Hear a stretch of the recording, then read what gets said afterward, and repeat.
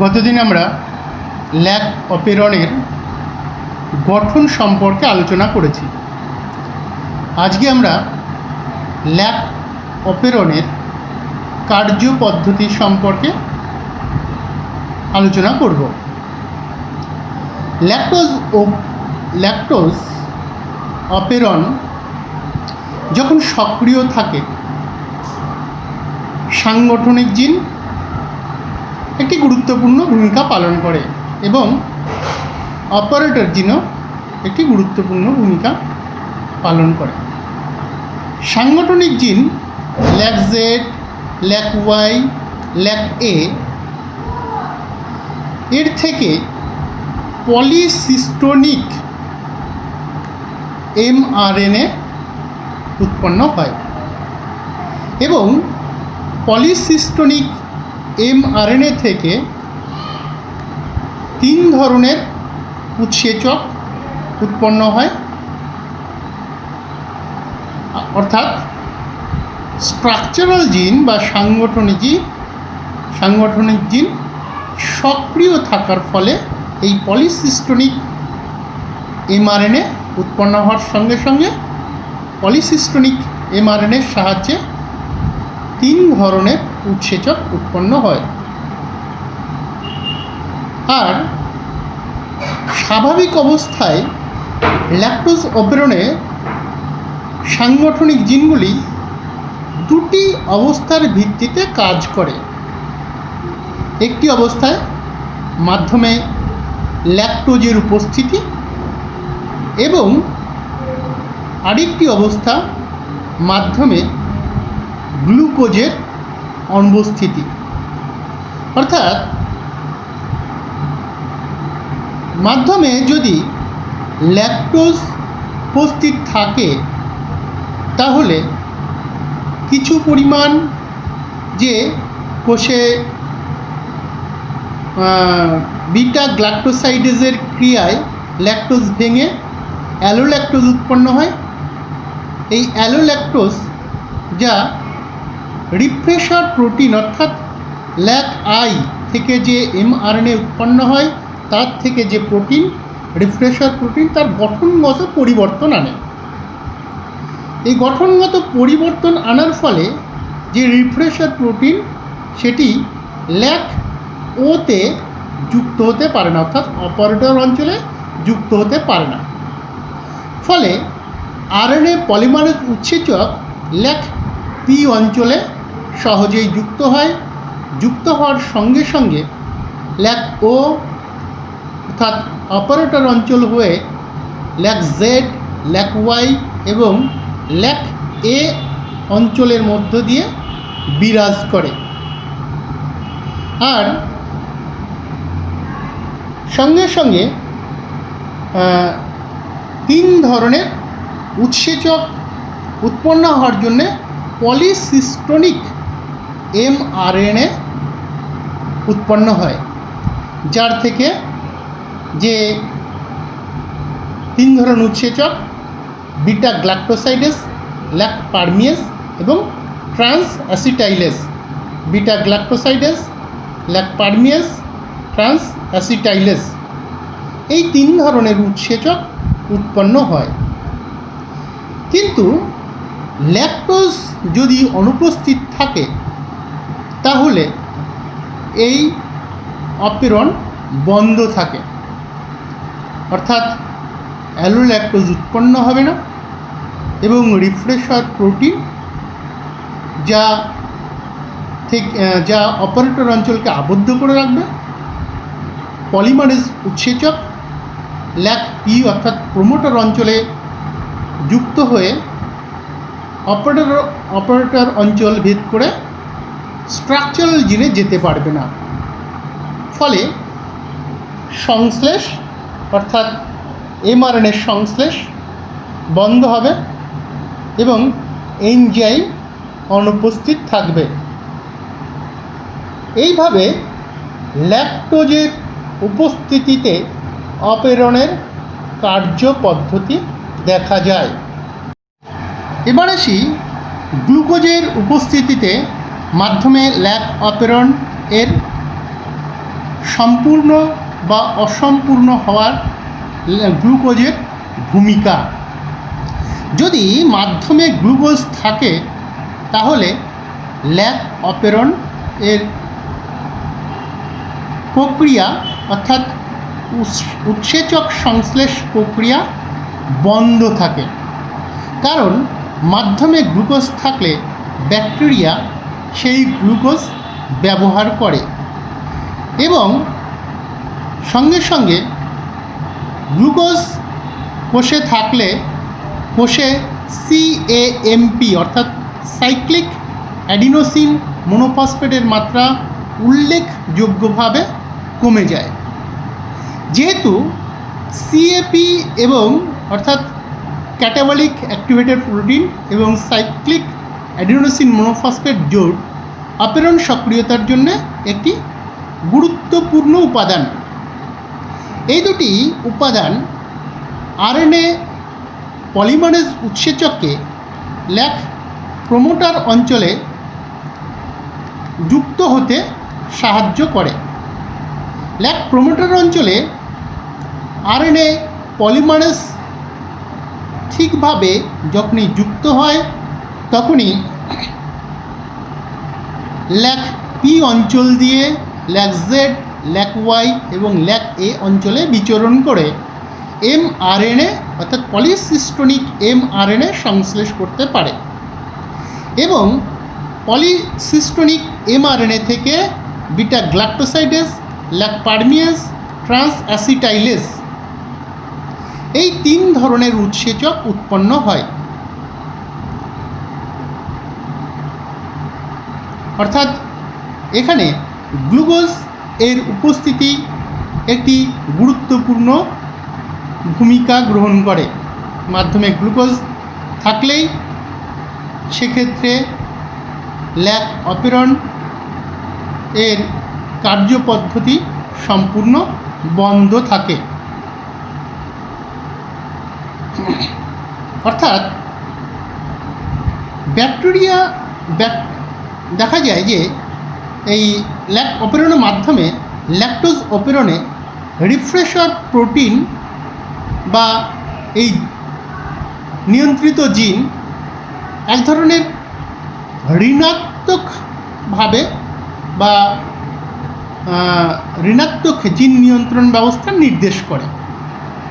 অন্যদিকে CAP catabolic activated protein এবং cyclic adenosine monophosphate এদের যে জোট এটি অপেরণের ক্ষেত্রে দেখা যায় যে ধনাত্মক কার্যপদ্ধতি বা ধনাত্মক ব্যবস্থা নির্দেশ করে। ল্যাক অপেরণের ক্ষেত্রে যে রিফ্রেশার প্রোটিনের ভূমিকা এবং গ্লুকোজের উপস্থিতিতে CAP, CAMP জোট ঋণাত্মক এবং ধনাত্মক কার্যপদ্ধতি নিয়ন্ত্রণ করে। এরপরে আমরা আলোচনা করব genome and human genome project. Lactose অপেরণে জিন মিউটেশন সম্পর্কে একটু আলোচনা করি। ল্যাকটোজ অপেরণে বিভিন্ন ধরনের মিউটেশন অপেরণের কার্যপদ্ধতিতে একটি গুরুত্বপূর্ণ ভূমিকা নেয়। সেক্ষেত্রে স্বাভাবিক সাংগঠনিক জিনের উপস্থিতিতেও কোনো কাজ হয় না বা অর্থহীন হয়ে পড়ে, বা প্রমোটার অঞ্চল ও অপারেটর অঞ্চল গুরুত্বহীন হয়ে পড়ে। সাধারণত ল্যাক অপেরণ মডেলের ক্ষেত্রে 3টি সাংগঠনিক gene lac Z, lac Y, lac A এর যে কোনো একটিতে যদি মিউটেশন হয় তাহলে দেখা যায় বা দেখা যাক যে ল্যাক Z এ একটি মিসসেন্স মিউটেশন দেখা দিল। সেক্ষেত্রে অন্যান্য জিন অংশের ওপর তেমন গুরুত্বপূর্ণ প্রভাব পড়ে না। শুধুমাত্র ল্যাকজেডের বিটা গ্লাক্টোসাইডেজ পলিপেপটাইড অ্যামাইনো অ্যাসিডে প্রতিস্থাপন আনবে। অন্যান্য অর্থাৎ ল্যাক ওয়াই, ল্যাক এ এক্ষেত্রে কোনো প্রভাব পড়বে না এবং এই সকল জিন থেকে নির্দিষ্ট উৎসেচক উৎপন্ন হবে। কিন্তু যদি ল্যাকজেড অঞ্চলে অর্থহীন কোডন দেখা যায় মিউটেশনের ফলে, সেক্ষেত্রে পরবর্তী জিনগুলোর উপর প্রভাব পড়ে।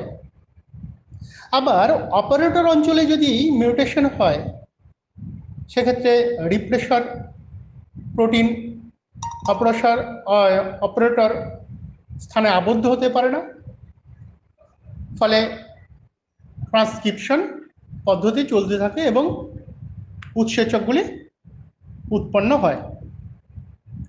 বা ল্যাক আই অঞ্চলেও মিউটেশন হলে রিপ্রেসর প্রোটিন উৎপন্ন হয় না এবং আরএনএ পলিমারেজ উৎসেচক প্রোমোটার অঞ্চল হয়ে, অপারেটর অঞ্চল হয়ে সাংগঠনিক জিন পর্যন্ত গমন করে এবং পলিসিস্টনিক এমআরএনএ গঠনের মাধ্যমে 3 ধরনের উৎসেচক বিটা গ্লাক্টোসাইডেস, ল্যাক পারমিয়েজ এবং ট্রান্স অ্যাসিটাইলেস উৎপন্ন হয়।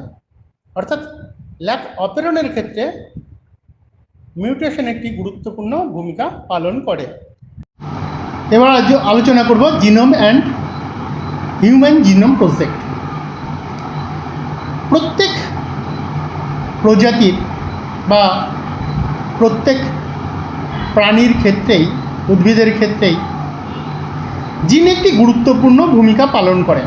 অর্থাৎ প্রত্যেক জীবের ক্ষেত্রেই বৈশিষ্ট্যের আত্মপ্রকাশ ঘটে জিনের মাধ্যমে এবং জিন ক্রোমোজোমের বা ডিএনএর একটি অবিচ্ছেদ্য অংশ এবং ডিএনএর যে কোডনগুলি আছে তার মধ্যে সেন্স কোডন, ননসেন্স কোডন এবং টোটাল অংশ নিয়েই জিনোম গঠিত হয়। জিনোম কাকে বলে? জিনোম হচ্ছে কোনো প্রজাতির হ্যাপ্লয়েড সংখ্যক ক্রোমোজোমে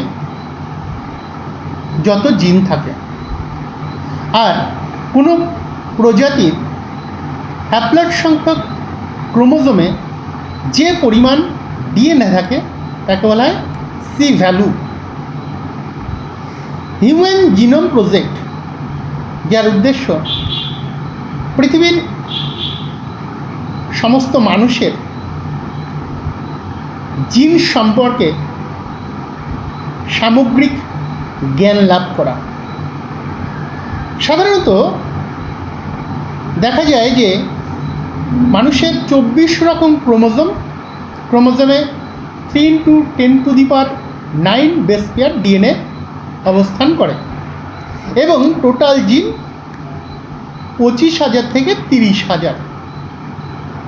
তার মধ্যে 22,284 জিন প্রোটিন তৈরির জন্যে দায়ী এবং হিসাব করে দেখা যায় প্রতি 145 বেস পেয়ার ডিএনএতে একটি করে জিন পাওয়া যায়। আর এই হিউম্যান জিনোম প্রজেক্ট যদিও প্রথম দিকে জেমস ওয়ালসন অ্যান্ড ফ্রান্সিস ক্রিক এর নেতৃত্বে এই প্রজেক্ট শুরু হয়। প্রথম দিকে কিছু দেশ যুক্ত হয়, তারপরে বিশ্বের বিভিন্ন দেশ এতে অংশগ্রহণ করে। আর হিউম্যান জিনোম প্রজেক্টের মূল উদ্দেশ্যই হচ্ছে যে টোটাল ক্রোমোজোম অর্থাৎ হ্যাপ্লয়েড সংখ্যক ক্রোমোজোম এবং কোন ক্রোমোজোমের কোন অবস্থানে বা কোথায় কোন ধরনের জিন অবস্থান করে, সেই জিনের দ্বারা নির্ধারিত বৈশিষ্ট্যটি বা জিন পরিবর্তিত করে বিভিন্ন ধরনের জেনেটিক যে রোগ সেগুলি কিওর করাই এই হিউম্যান জিনোম প্রজেক্টের উদ্দেশ্য। এখন আমরা আলোচনা করব ডিএনএ ফিঙ্গারপ্রিন্টিং। প্রতিটি মানুষের আঙুলের ছাপ পৃথক দেখা যায় এবং তার সাহায্যে প্রত্যেক মানুষকে পৃথক করা যায়, কিন্তু কোষস্থ ডিএনএর গঠনভঙ্গিতেও দেখা যায় স্বাতন্ত্রতা, অর্থাৎ কোষস্থ ডিএনএ সেই ডিএনএকে রেস্ট্রিকশন এন্ডোনিউক্লিয়াস উৎসেচকের সাহায্যে খণ্ডিত করলে যে ছোট বড় খণ্ড তৈরি হয় এবং সেগুলো সজ্জিত করলে যা ছোট থেকে বড় পরপর সজ্জিত হয় এবং এর সজ্জা রীতি দেখা যায় একমাত্র যমজ সন্তান ব্যতীত প্রত্যেকেরই এর গঠন বা সজ্জা রীতি আলাদা হয়ে থাকে। আর ডিএনএ ফিঙ্গারপ্রিন্টিংয়ের মাধ্যমে প্রত্যেককে অর্থাৎ পৃথক করা যায়। তাহলে ডিএনএ ফিঙ্গারপ্রিন্টিং কাকে বলে? ডিএনএ ফিঙ্গারপ্রিন্টিং বিশেষ করে ডিএনটিআর এর ভিত্তিতে মানুষের কোষস্থ ডিএনএকে রেস্ট্রিকশন এন্ডোনিউক্লিয়াসের সাহায্যে খণ্ডিত করে